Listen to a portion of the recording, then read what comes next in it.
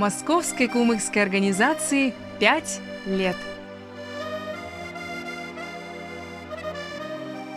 9 февраля 2014 года начался новый отсчет в истории московских кумыков. В этот день в столице прошел первый вечер кумыкской культуры, на котором презентовали первую в истории московскую кумыкскую организацию и новый, тогда еще непривычный кумыкский флаг. Сегодня новый флаг вышел за пределы организации. Его приняли и первые кумыкские национально-культурные автономии. С ним встречали победителей Олимпиад и чемпионатов мира. Под ним играет первая в истории кумыкская футбольная команда. С этим флагом кумыки участвуют в шествиях в День народного единства.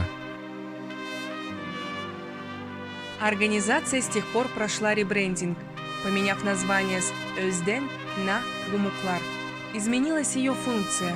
В уставе закреплена координация кумыкских проектов, причем без привязки только к Москве.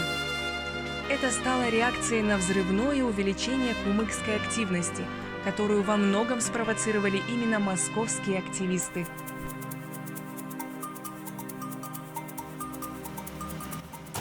Вечера кумыкской культуры стали самым востребованным среди московских кумыков форматом, который объединил и праздник с песнями и танцами, и образовательные лекции по истории и культуре, и презентации кумыкских проектов, и кофе-брейки с национальной кухней.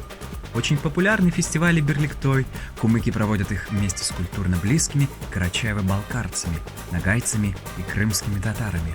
Знаковым событием становятся ежегодные кумыкские ифтары в шатре Рамадана. Интересный формат двусторонних встреч опробован с казахами и удмуртами. Кумыкская организация сближается не только с тюрками, хотя и уделяет им повышенное внимание.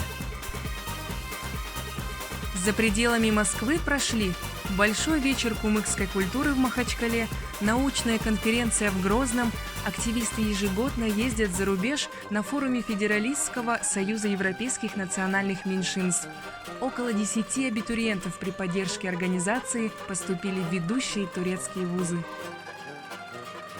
Сегодня можно с уверенностью сказать, что усилиями МКО «Кумуклар» в Москве создана полноценная кумыкская община, благодаря которой люди получают новые компетенции, погружаются в свою культуру, социализируются в московском обществе, даже создают новые семьи.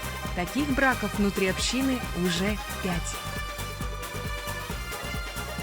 На разных этапах актив организации заметно обновлялся, но созданная 5 лет назад структура продолжала функционировать, что говорит о ее устойчивости.